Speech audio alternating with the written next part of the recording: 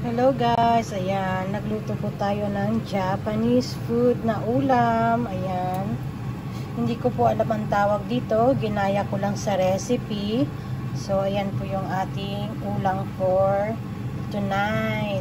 Ayan, sahog po niya is manok, kamote, bagyo beans, mushroom, carrots, and parang siyang patatas na ewan.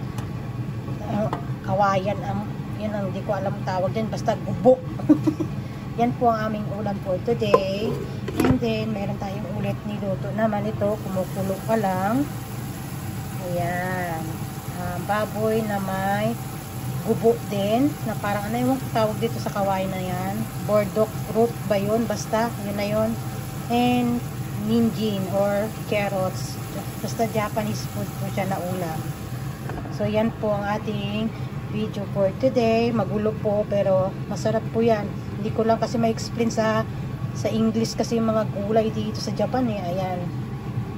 So yun lang po ang ating video for today. Thanks for watching. Bye bye. Sayonara.